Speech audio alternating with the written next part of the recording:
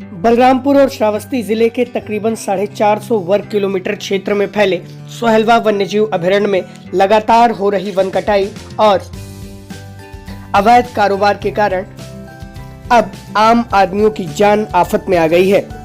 लगातार वन विभाग के अधिकारी इस बात के लिए जोर आजमाइश तो करते रहते हैं कि वन कटान और वन्य जीवों के संरक्षण के लिए पूरा पुख्ता प्रबंध किया जा सके, लेकिन उनका प्रबंध जमीन पर होता नजर नहीं आता। बलरामपुर जिले में पिछले 1 महीने के भीतर 5 मासूम बच्चों की आदमखोर जानवरों के हमले के कारण जानें जा चुकी हैं। दर्जनों की संख्या में पशुओं की मौत हो चुकी है, लेकिन वन विभाग के अधिकारी उस आदमखोर तेंदुए को नहीं पकड़ सके हैं।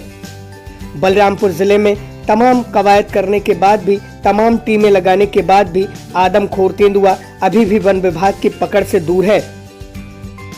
इन्हीं तैयारियों का जायजा लेने और मृतक बच्चों के परिजनों से बातचीत करने के लिए भारतीय जनता पार्टी और राष्ट्रीय स्वयंसेवक संघ के नेता धर्म प्रकाश वाजपेयी ने जिले का दौरा किया।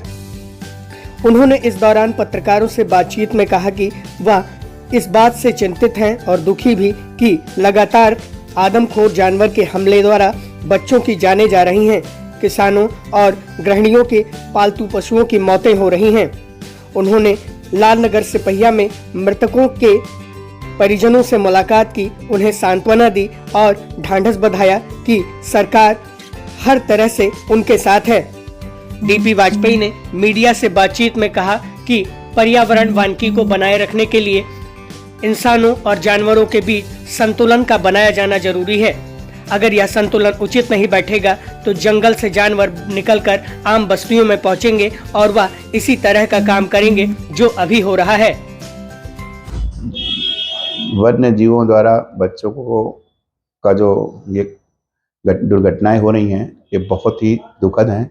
मेरी समस्त संवेदनाएं सारे परिवार के साथ है, लेकिन इस समस्या को पूर्ण समग्रता के साथ समझे जाने की आवश्यकता है कि वन्य जीव क्यों आ रहे हैं। इसका समाधान खंडशः नहीं होना चाहिए।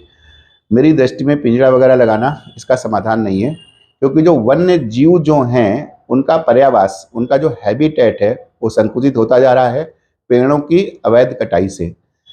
तो जहाँ जहाँ पेड़ों की डेंसिटी कम हो गई है उस क्षेत्र में प्रशासन को चाहिए कि पेड़ों का उचित मात्रा लगाई जाए और उनके संरक्षण की प्रॉपर व्यवस्था की जाए। पेड़ तो हर साल लगाए जाते हैं, लेकिन उनकी संरक्षण की व्यवस्था उचित है या नहीं, इसका सुनिश्चित करना भी प्रशासन की जिम्मेवारी होना चाहिए। तभी हम इस तरीके की समस्याओं से, जिसमें कि तेंदुआ वगैरह बार बार आ जाता है, क्योंकि समग्रता, जब मैं समग्रता कह रहा हूं तो इसका मतलब है कि जो हैबिटेट है इन जंतुओं का वो संकुचित होता जा रहा है। इनके लिए प्रॉपर ग्रास लैंड की जरूरत है। तो उस ग्रास लैंड को विकसित अगर हम नहीं कर पाएंगे, फॉरेस्ट डिपार्टमेंट नहीं कर पाता है, तो वन्य जीव जंतु आम जनता के बीच में आते हैं और इस तरीके की चीजें कर जाते हैं, जिससे हम लोगों को धन की बहुत हानि होती है और दुख होता है। परिजन बहुत दुखी हैं, हम सब भी इस संवेदना में उनके साथ हैं, लेकिन हमें पॉजिटिव वे में सोचना होगा कि वन्य जीव जंतुओं का जो आ रहे हैं जनता के बीच में, उसको कैसे रोका जाएगा प्रभावी तरीके से। तो वन्य जीव जंतुओं को भी रहने का पर्यावरण चाहिए होता है, उनको भी पर्यावास चाहिए होता है, हैबिटेट चाहिए होता है। वो हैबिटेट सुनिश्चित कराना फॉरेस्ट डिपार्टमेंट की जिम्मेवारी होनी चाहिए। मैं डीएफओ हूँ इस सिलसिले में।